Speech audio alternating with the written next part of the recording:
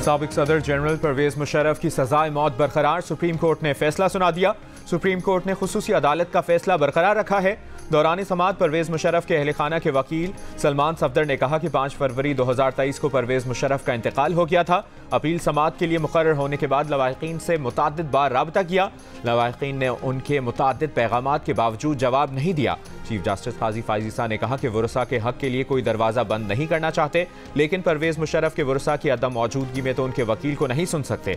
मफरूज़ों की बुनियाद पर फैसले नहीं होने चाहिए। अदालत के पास कोई ऑप्शन नहीं सिवाय इसके कि वो खुसूसी अदालत का फैसला बरकरार रखे।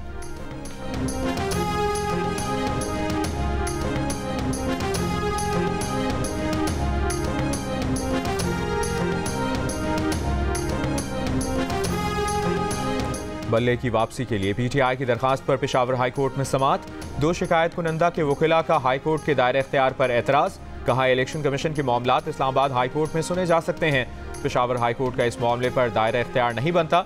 वकील पीटीआई ने जवाब दिया कि आर्टिकल 199 हाई कोर्ट को समाअत का इख्तियार देता है। हमारे इंट्रा पार्टी इलेक्शन पेशावर में हुए जो हाई कोर्ट के दायरा इख्तियार में आते हैं। अब इलेक्शन हो रहे हैं तो पूरे मुल्क के लिए हैं।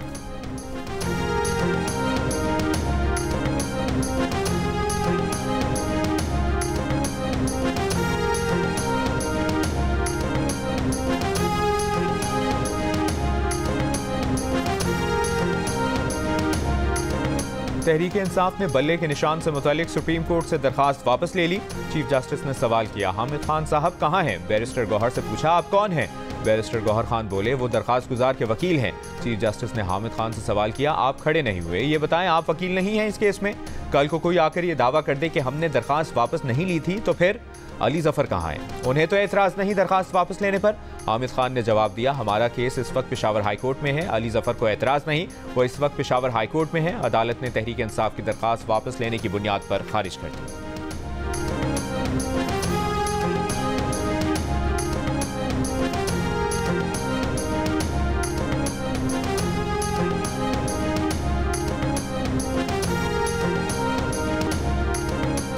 पीटीआई का NA 122 लाहौर से बानी पीटीआई के कागजात मुस्तरद करने के खिलाफ अपील खारिज किए जाने पर हाईकोर्ट जाने का फैसला। NA 122 लाहौर से बानी पीटीआई के कागजात मुस्तरद करने के खिलाफ अपील खारिज। इलेक्शन ट्रिब्यूनल ने रिटर्निंग अफसर का कागजात मुस्तरद करने का फैसला बरकरार रखा है। NA 130 से डॉक्टर यास्मीन राशिद को इलेक्शन लड़ने की इजाजत।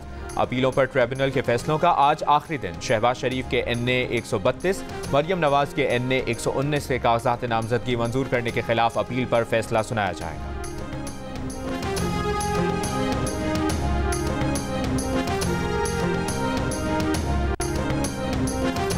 एमक्यूएम पाकिस्तान की NA 242 कराची से शहबाज शरीफ के हक में दस्तबरदार होने की तरदीद। कन्वीनर डॉक्टर खालिद मकबूल सिद्दीकी ने कहा है कि NA 242 पर एडजस्टमेंट की खबरों में सदाकत नहीं। इस नशिस्त पर मुस्तफ़ा कमाल एमक्यूएम पाकिस्तान के उम्मीदवार हैं। ज़राए ने दावा किया था कि एमक्यूएम शहबाज शरीफ को NA 242 कराची की सीट देने पर आमादा हो गई।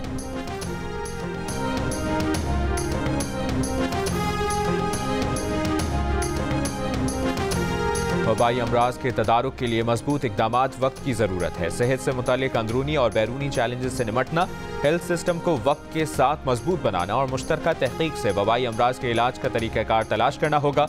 निगरान वज़ीर आज़म अनवारुल हक काकड़ का आलमी हेल्थ सिक्योरिटी समिट से खिताब।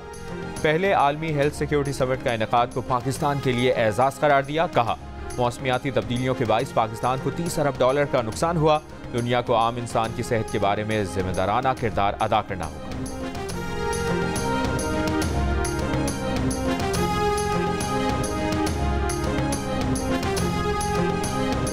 कनकोट में इलेक्शन कमीशन ऑफिस में काम करने वाले 4 मुलाजमीन की दम घुटने से मौत। इलेक्शन कमीशन का कहना है कि मुलाजमीन कमरे में सो रहे थे, गैस लीकेज के बायस दम घुटने से जाँ बहक हुए। 3 मुलाजमीन का ताल्लुक लाड़काना से और 1 का ताल्लुक कनकोट से है।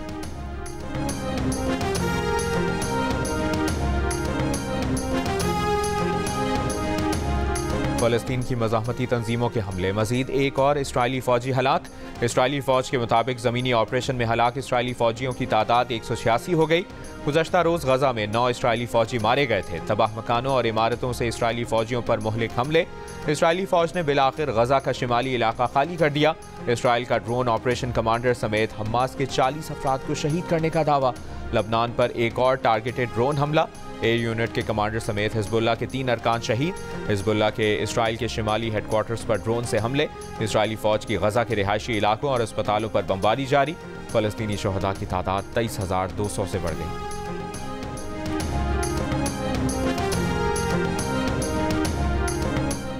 न्यूजीलैंड के खिलाफ बैटिंग ऑर्डर में तब्दीली का इम्कान, मोहम्मद रिजवान के साथ नौजवान साइम अयूब ओपनिंग करेंगे, बाबर आजम नंबर 3 पर बैटिंग करेंगे। अगर आजम खान प्लेइंग 11 का हिस्सा बने तो विकेट कीपर के फराइज भी अंजाम देंगे। बाबर आजम तीसरे और फखर जमान चौथे नंबर पर बैटिंग करेंगे। कप्तान शाहीन शाह आफरीदी समेत हारिस रऊफ, जमान खान और आमिर जमाल प्लेइंग 11 में शामिल होंगे। उसामा मीर को मोहम्मद नवाज पर तरजीह दी जाएगी। पाकिस्तान और न्यूजीलैंड के दरमियान सीरीज का पहला T20 12 जनवरी को ऑकलैंड में होगा। ग्रीन शर्ट्स ने आज भी 3 घंटे का ट्रेनिंग सेशन किया।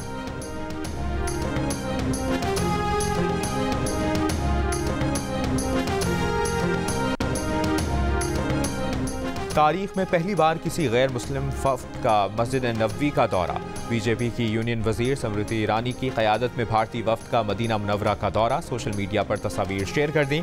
सऊदी हुक्काम ने पहली बार भारतीय वफ़द को मस्जिद नबवी का दौरा भी करवाया। गैर मुस्लिमों को 2021 तक मदीने में दाखिले की इजाज़त नहीं थी, जिसके बाद क़वानीन में नरमी के बायस वो शहर के वस्त में मस्जिद नबवी के अतराफ तक जा सकते हैं। गैर मुल्की मीडिया रिपोर्ट्स के मुताबिक स्मृति ईरानी का दौरा भारत और सऊदी अरब के दरमियान 2 तरफा मुआहदे पर दस्तखत के 2 दिन बाद हुआ है।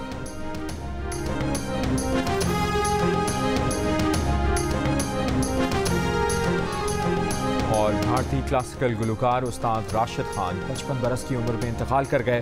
बंगाल की वज़ीर आला ममता बनर्जी का शानदार खिराज अक़ीदत, कहा आज के सबसे बड़े गुलकार राशिद अली खान खामोश हो गए। भारतीय वज़ीर आज़म नरेंद्र मोदी ने कहा कि उस्ताद राशिद खान के जाने से जो खला पैदा हुआ वो पुर करना मुश्किल है। राशिद अली खान कैंसर के इलाज के लिए अस्पताल में दाखिल थे। फनकार बिरादरी की जानिब से दिली रंज का इजहार, बड़े सगीर की लेजेंड गुलकारा आशा भोसले ने राशिद खान के कदमों में बैठ कर उनके